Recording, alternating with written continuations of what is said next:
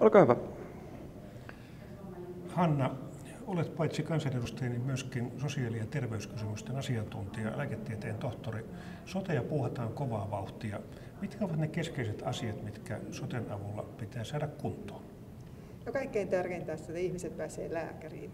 Meillähän on nyt sellainen tilanne, että 80% asuu sellaisella alueella, että ei pääse 2 viikossa lääkäriin. Se, että sinne pääsee, niin se on se kaikkein tärkeintä.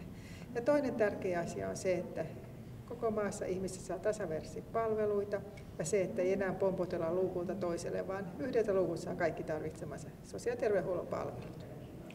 Joko sinä alat itse luottaa siihen, että tämä sosiaali- ja terveyspaketti saadaan kuntoon vielä tämän eduskunnan aikaan, tai ainakin nyt se alkupää päätettyä? No kyllä mun mielestä nyt näyttää siltä, että se tulee kuntoon.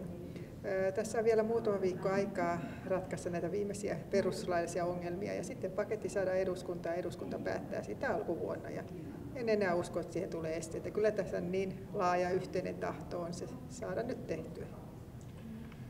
Mites kun katsot tätä omaa aluetta, Tamperetta ja Pirkanmaata, niin mitkä asiat ovat täällä ihmisille tärkeitä ja sellaisia, mihinkä pitäisi kiinnittää huomiota? No kyllä se kaikkein tärkeintä, että tänne saadaan työtä. Täällä on hyvin korkea työttömyysprosentti ja meiltä on työpaikkoja lähtenyt kovin paljon viimeisten vuosien aikana. Ja nyt täytyy saada liikkeelle semmoisia investointeja, sellaisia infrahankkeita, joista saadaan työpaikkoja. Tämä tarkoittaa varmaan Tampereen tyyppiin sitten rakentamista ja julkisia hankkeita, koska muuta ei nyt tunnu olevan oikein tarjolla. Kyllä, meillä on tunnelihanke menossa ja sen myötä aletaan rakentamaan Tampereen alueelle taloja. Meillä on raitiotiehanke suunnittelussa. Toivotaan, että se lähtee etenemään. Siitä, niin se kummastakin tulee meille paljon työpaikkoja.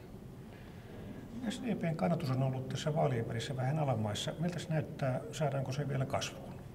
No kyllä mä uskon siihen, että me saadaan se kasvuun. Se on ollut tosiaan alamäessä, mutta nyt näyttäisi, että aallonpohjan ohitettu ja nousua, pientä orastavaa nousua on. Ja kyllä kun me vaan uskotaan ja tehdään lujasti töitä, niin kannattaa lähteä ihan varmasti nousuun. Montako kansanedustajaa SDP:llä on Pirkanmaalta huhtikuussa 2015? Kyllä meidän tavoitetta olisi 5 kansanedustajaa. Se on ehkä vähän rohkea tavoite, mutta kyllä meillä siihen ihan kaikki mahdollisuudet on, koska Pirkanmaallehan nyt saadaan 1 paikka lisää, niin viime vaaleissa se olisi ollut meidän paikka, se 5. paikka, niin kyllä me nyt tähdätään myös siihen. Kiitoksia.